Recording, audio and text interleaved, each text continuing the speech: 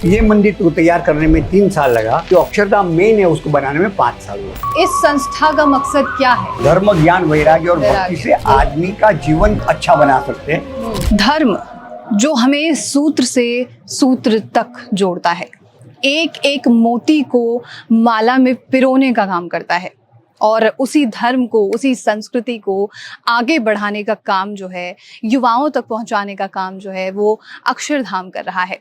और अभी हम इसी अक्षरधाम के प्रांगण में हैं, और ये जो मेरे पीछे आप मंदिर देख रहे हैं, ये सत्संग मंदिर है। अक्सर जो आगे आपको अक्षरधाम दिखता है, वहां पर आप आते होंगे, लेकिन ये जो है, यहाँ पर सत्संग होता है। यहाँ पे तमाम तरीके के वॉलंटियर्स जो हैं वो सेवाएं देने के लिए आते हैं, और अलग अलग एक्टिविटीज़ जो युवाओं के लिए होती है, जो अभी हमने हालिया ही एक एपिसोड बनाया है जहाँ पे तमाम वॉलंटियर से बात की हमने कि आखिर किस किस तरीके की एक्टिविटीज़ जो है अक्षरधाम में की जाती है, उस पर चर्चा की। लेकिन जो मुख्य मंदिर है, जहाँ पर सत्संग होता है, जहाँ पर आरती होती है, वहाँ पर हम लोग मौजूद हैं, और मेरे साथ यहाँ पे जो वॉलंटियर हैं जनक जी, वो मौजूद होंगे, और इस मंदिर के बारे में हम जानकारी लेते हैं।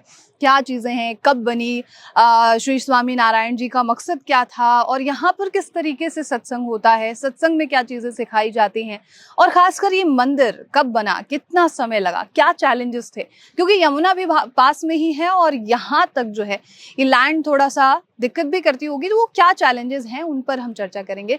तो चलिए हमारे साथ अंदर, और हम आपको दर्शन कराते हैं। तो अभी हम जैसे आपको बता चुके हैं कि मंदिर में मौजूद हैं, और मेरे साथ जनक जी मौजूद हैं। सर, आप मुझे सबसे पहले जो ये मूर्तियां हैं, हाँ, इनके बारे में, इन प्रतिमाओं के बारे में ये प्रतिमा हमारे परब्रह्म स्वामीनारायण भगवान और उनके मुख्य शिष्य अक्षर ब्रह्म गुणातीतानंद स्वामी, इनकी मूर्ति है।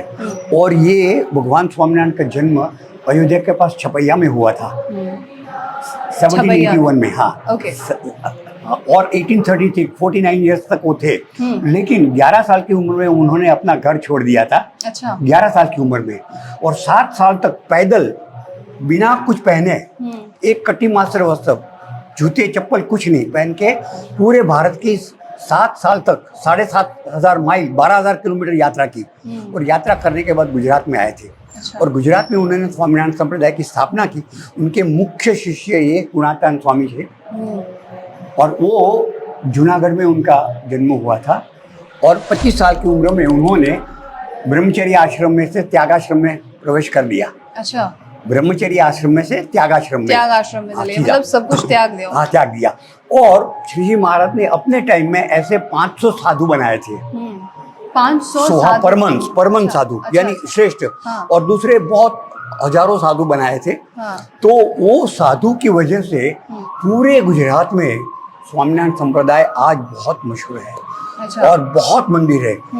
केवल हमारे बोचासन वासी अक्षर पुरुषोत्तम संस्था के 1000 के ज्यादा साधु है, 1000 से ज्यादा मंदिर है ऑल ओवर द वर्ल्ड। जैसे मैंने बाकी वॉलंटियर से बात की, तो किसी ने मुझे बताया कि श्री स्वामीनारायण भगवान ने ये कहा कि मैं हमेशा इस धरती पे रहूंगा अपने परम शिष्य के रूप में, अपने शिष्यों के द्वारा। यानी वो जो अपना संदेश देना चाहते थे, शिक्षा देना चाहते थे, वो परंपरा चालू रहेगी।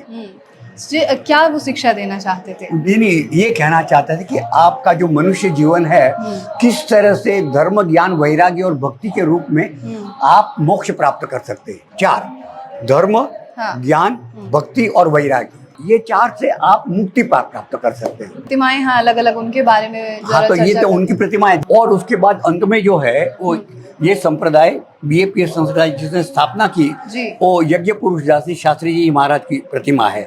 लेकिन हम हमारे हर मंदिर में गणेश जी और हनुमान जी और गणेश जी, वो भक्त के श्रेष्ठ उदाहरण, ये अपने पार्वती परमेश्वर के और ओ सीताराम के। बिल्कुल बिल्कुल। और एक और शायद प्रतिमा यहाँ पर है, वो हमारे जिन्होंने स्टार्ट किया ना ये BAPS, वो हमारे गुरु शास्त्री जी महाराज का, इन्होंने शुरुआत की इस BAPS संस्था की 1997 में। 1997 में। ओके, वाह। तो इस संस्था का मकसद क्या है? धर्म, ज्ञान, वैराग्य और भक्ति से आदमी का जीवन किस तरह से आप अच्छा बना सकते हैं, चाहे वो गृहस्थ हो चाहे वो साधु। बिल्कुल। ये जो है, जो स्थापना की शास्त्री जी महाराज, उनका नाम था यज्ञ पुरुष दास जी, और उनके शिष्य थे योगी जी महाराज, योगी जी महाराज जिन्होंने ये मंदिर बनवाया। ओके। उन्होंने 1968 में ये तय किया था कि हमको यहाँ मंदिर बनवाना है। तो सबने बताया कि दिल्ली में जगह नहीं मिल सकती है, बहुत डिफिकल्ट है, आपको बहुत कम मिलेगी। लेकिन बोला नहीं, प्रयत्न करने में क्या जाता है, यत्ने कृते यदि न सिद्ध्यति कोऽत्र दोषः, यत्न तो करो। तो उनके बाद इनके जो शिष्य थे प्रमुख स्वामी महाराज, उन्होंने ये जमीन 2005 में प्राप्त की। ओके, 2005 में 1968 में उन्होंने निर्णय लिया था हमको यहाँ मंदिर बनवाना है, ठीक है। 2005 में जमीन प्राप्ति, यहाँ मंदिर बनाना शुरू हुआ। तो सबसे पहले हमको जो जगह मिली ना, उसमें पहले ये मंदिर बनाया। अक्षरधाम तो बाद में हुआ। अच्छा, ये 2003 में हुआ। ओके। अक्षरधाम 2005 में हुआ। ओके, तो कितना समय लगा है इस पूरे मंदिर को तैयार करने में? ये मंदिर को तैयार करने में 3 साल लगा, और जो अक्षरधाम मेन है उसको बनाने में 5 साल हुआ। मतलब तकरीबन 8 साल के आसपास का समय लगा। क्योंकि बहुत वॉलंटियर्स पूरे विश्व में से आ गए थे। क्या समस्याएं रही, क्या चैलेंजेस थे? बहुत चैलेंजेस थी। जमीन की चैलेंज किस प्रकार की है, क्योंकि ये लैंड जो है उसमें पानी बहुत है। यमुना 3-4 किलोमीटर दूर है, तो पानी है बहुत यहाँ। तो किस तरह से उसका आप करेंगे कि आपको अगर नींव बहुत अंदर डालनी है तो निकालनी है। फिर पूरा जो मंदिर है उसमें कहीं भी सीमेंट या लोहे का उपयोग नहीं हुआ है। ओके, क्योंकि हमारे मंदिरों में लोहा और सीमेंट उस टाइम मिलता ही नहीं था ही नहीं। I am talking about 500-1000 years ago. Okay, हाँ, तो हमको उसी प्रकार से, तो हमारे यहाँ जो मंदिर बनते हैं ना, वो 3 प्रकार की शैली होती है। जैसे उसको नगर में जो बनते हैं उसको नागरी शैली कहते हैं। नागरी शैली, हाँ, वो सब नॉर्थ इंडिया में और मध्य प्रदेश में हुए थे। और दक्षिण में जो हुए थे, वो जो शैली है वो दक्षिणी शैली है। और उसका जो कॉम्बिनेशन उसको वेसर कहते हैं। वेसर तो क्या है कि ये नागर शैली में बना हुआ मंदिर है। तो नागर शैली के जो मंदिर होते हैं ना, उसमें जो स्तंभ होते हैं, उसके जो शिखर होते हैं, उसको बहुत अच्छी तरह से उसका शिल्प काम होता है। तो ये आप देखिए, यहाँ सब जगह पे कमल और चक्र है। बिल्कुल। ये क्या पत्थर क्या है? ये पत्थर मार्बल है। मार्बल से? हाँ। कहाँ से लाए गए? ये इटाली का मार्बल, इटालियन मार्बल है। तो इटली से इंपोर्ट किए गए हैं यहाँ पर। ओके, तो ये सारी चीजें हैंडक्राफ्टेड हैं, हाथों से बनाई गई हैं। तो यहाँ पे खुद बनाई गई है या फिर कहीं से बनवा के यहाँ पे? ऐसे दोनों का वो कॉम्बिनेशन हुआ है। जो बड़ा काम होता था वो राजस्थान में हमारे पिंटवाड़ा करके जगह है। पिंटवाड़ा में आज भी हमारे ऐसे बहुत कारीगर है, शिल्पी, जो इस प्रकार का काम अपने हाथों से कर सकते हैं। और जो काम होता है वो यहाँ भी होता है। अच्छा, तो ये प्रांगण जो है, इससे यहाँ पर कोई भी आ सकता है, क्योंकि ये गेट कोई भी आ सकता है, लेकिन उसका समय है। सुबह 6 बजे मंदिर खुलता है, 7:30। उसके बाद 10 बजे तक वो रहता है, और 10 बजे तक वो बंद रहता है। फिर 10 बजे फिर भगवान को भोग लगता है, फिर खुलता है वो 12 साढ़े बजे खुला रहता है, खुला रहता है। फिर 12 साढ़े 12 बजे भगवान को भोजन दिलाने के बाद वो बंद कर देते हैं। अच्छा। और 4 बजे फिर से खुलता है, तो 8 बजे तक, 8:30 बजे तक खुला रहता है, और 8 साढ़े 8 बजे बाद फिर बंद हो जाता है। अच्छा, तो भगवान को भोग लगाने का समय तकरीबन 10 बजे के है? हाँ, 10 बजे से है, 11:30 साढ़े 11 तक। अच्छा, तो फिर दोबारा से मंदिर कपाट जो है वो खुल जाते हैं। ठीक है। यहाँ पर अलग अलग तरीके की मैं प्रतिभाएं देख पा रही हूँ। देखिए, मैं वो बताना चाहता हूँ कि ये हमारे मंदिरों में गृहस्थ और साधु संत, जिन्होंने बहुत, जैसे ये हमारे देवता है वायुदेव। जी। वायुदेव, तो वायुदेव की भी यहाँ संत हमारे थे, विज्ञान दास करके, उनके भी है। उनके जैसे कृष्ण, अभी ये गृहस्थ थे। अच्छा, तो साधु के साथ गृहस्थ की भी मूर्ति है।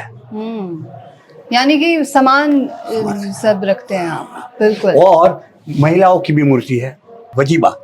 हाँ जी। यहाँ भी देखिए, कुशल कुंवर बा, देखिए लाडीबा। हाँ। बिल्कुल। हाँ। तो यानी कि ये है कि महिला और पुरुष को एक समान, हाँ, ये यहाँ एक समान रखा गया है। हाँ। बिल्कुल। तो ये जो कारीगर कहाँ से थे इसमें? ये मोस्टली मैंने कहा आपको, राजस्थान से, पिंटवाड़ा से।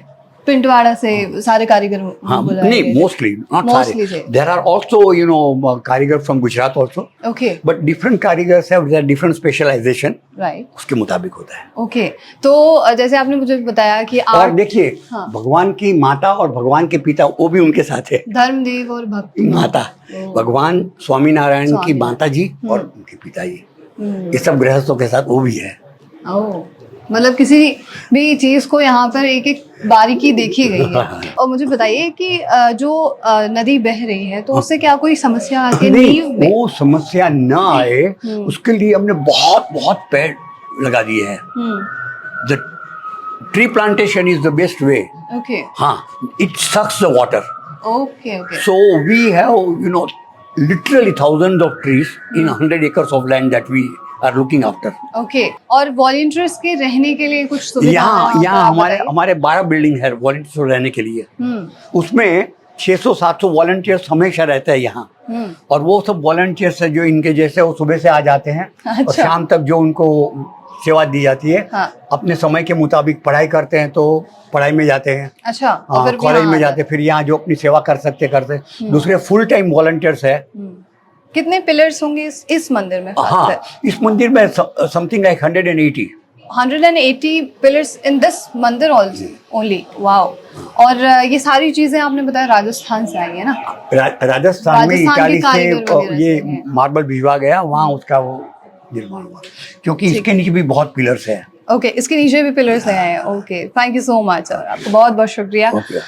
तो ये थी जानकारी और मंदिर के बारे में। जैसे हमने बताया, आप अक्सर जो दूसरा गेट है, जो पहला फर्स्ट गेट होता है, वहाँ से आप लोग आते होंगे और महज वो जो सामने का मंदिर है उसे देखकर और वहाँ पर शांति लेकर आप चले जाते हैं। लेकिन ये जो पीछे का प्रांगण आप देख रहे हैं और एनवायरनमेंट आप पीछे देखिए कि बहुत बड़ा फील्ड यहाँ पर है, और यहाँ पर जो वॉलंटियर्स हैं वो आते हैं, सत्संग होता है, सत्संग में वो लोग भाग लेते हैं। और यहाँ ये जो मंदिर है, जो असलियत है अक्षरधाम की, वो यहाँ पर झलकती है, शांति। और हमने अलग अलग वॉलंटियर्स से भी बात की है, वो भी आप एपिसोड देखिए। और उसके बाद आप बताइए कि अक्षरधाम के बारे में आप और क्या जानना चाहते हैं, और वो हम आपके लिए खोज कर ज़रूर निकालेंगे।